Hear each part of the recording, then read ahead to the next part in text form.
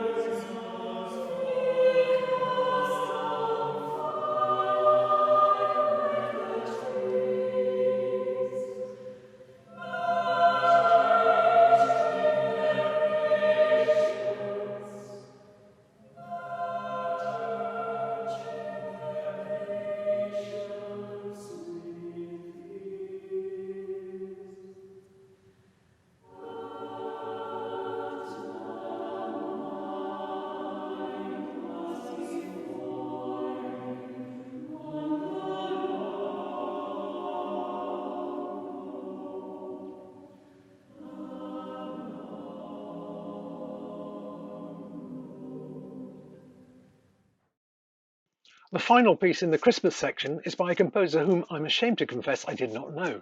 Fortunately, my colleagues and friends in the business are more alert, and she has already published plenty of choral pieces, including many of which are settings of old and familiar texts. This one is Sea Amid the Winter Snow, published by OUP, and I don't need to say anything more here, other than that here are the last two verses in the wonderfully musical hands of Bob Chilcott. As we watch that dead of night, glory wondrous light, angels singing peace on earth, told us of the Savior.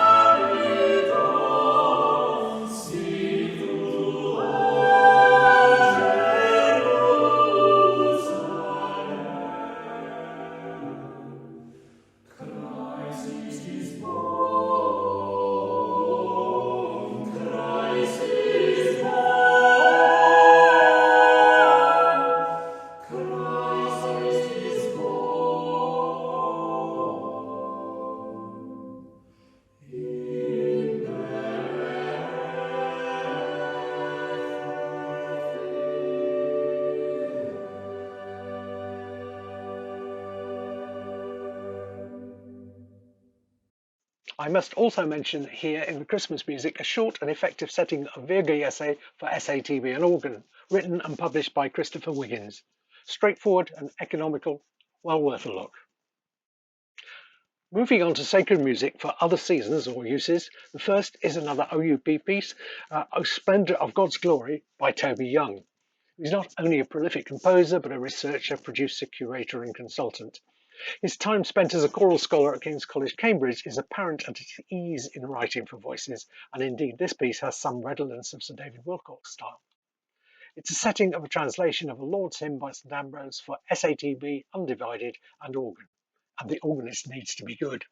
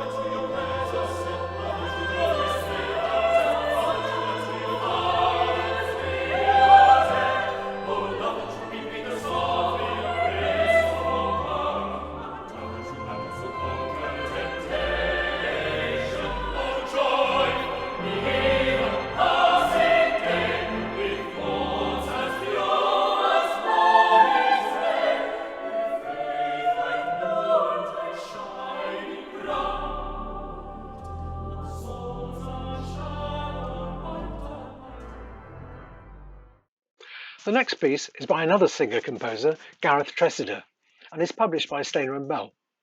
Come and Let Us Return unto the Lord is a dramatic setting of verses from the book of Hosea for double choir, deck and can, tenor solo, and organ. The agitato opening and closing sections frame a slower central section with a lyrical soloist leading. The antiphonal approach to the choir writing would suggest that in a concert performance, the choir should be clearly separated. There are differences of text and several musical details in this BBC recording of the first performance because Gareth revised the piece before publication and chose to use the King James Bible translation. But the character and atmosphere come over well. I wish I had time to play the whole piece.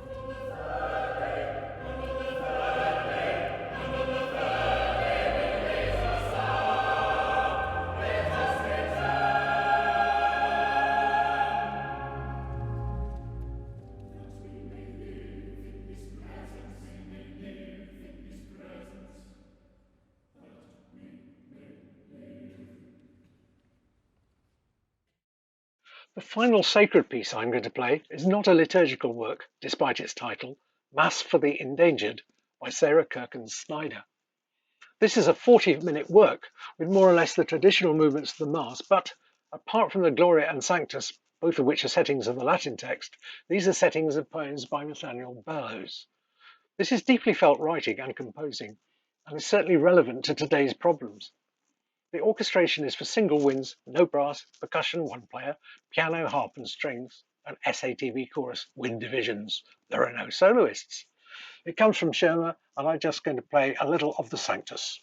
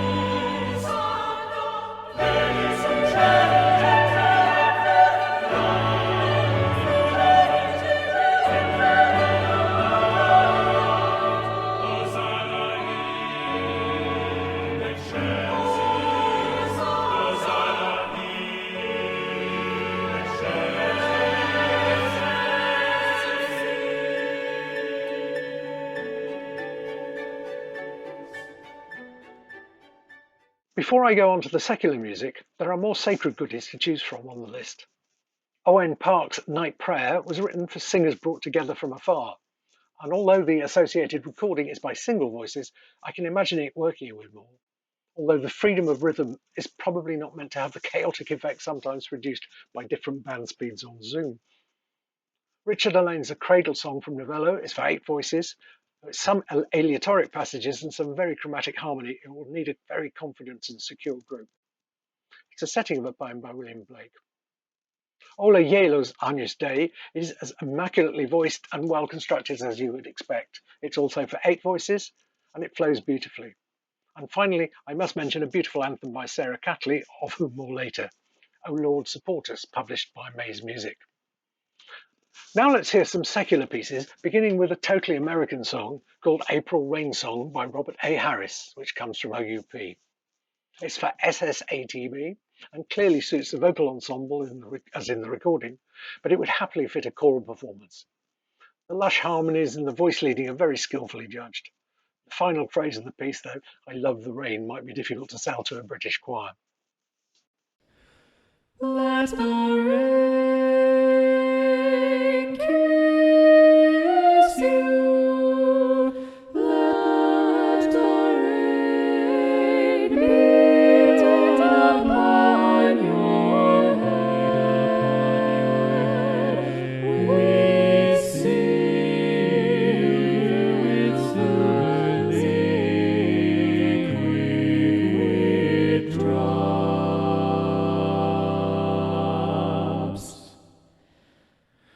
Let the rain sing you a lullaby, a lullaby. Sing a lullaby.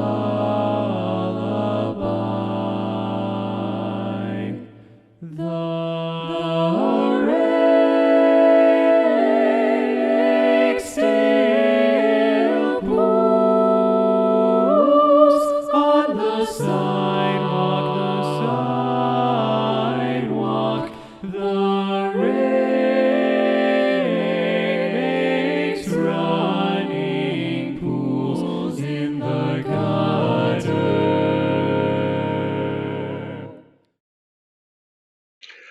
Also in the American tradition, we have Douglas Coombs' arrangement of the spiritual This Train, which is lively and has some room for humour as well as energy, It's for SATB with occasionally divided altos, and it's published by Lindsay Music.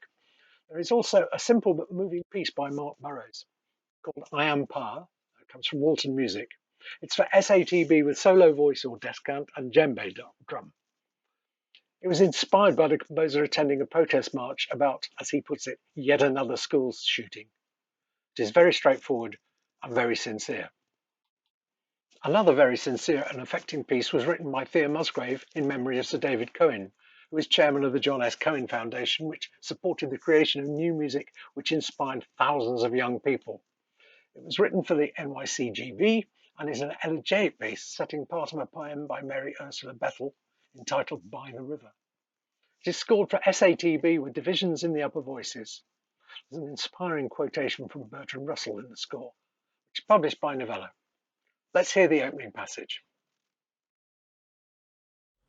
The hour is dark, is dark.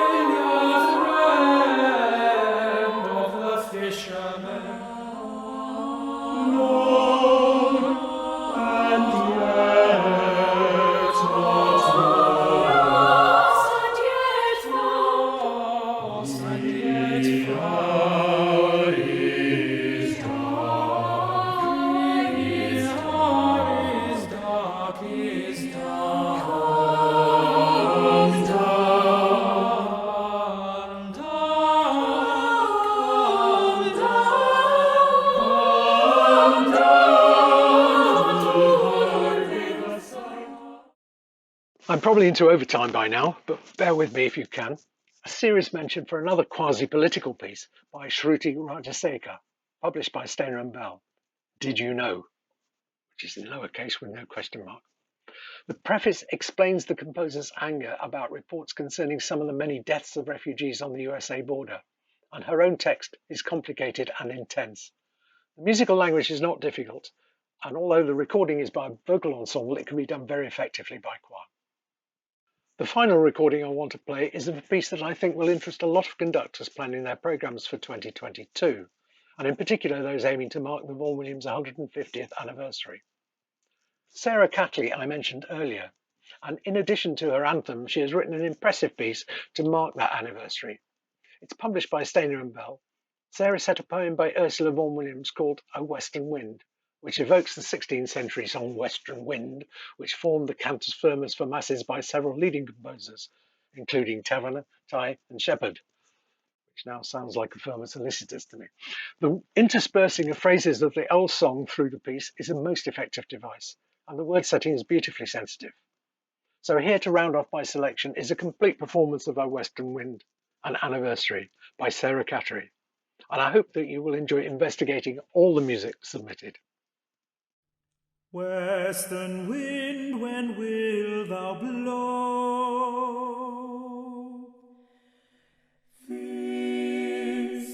This was our world's end day. Dear love,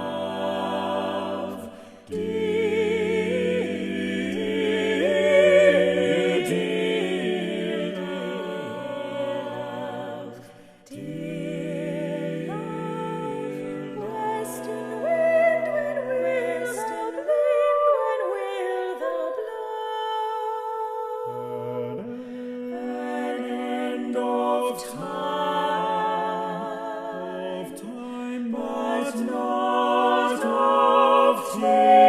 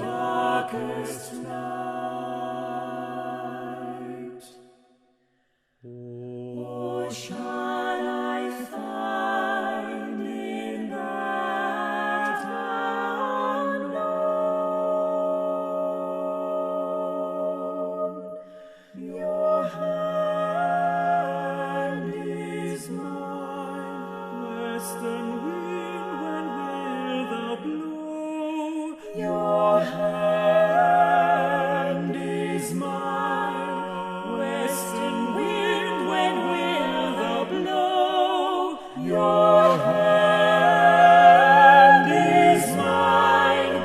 Western wind, when will thou blow?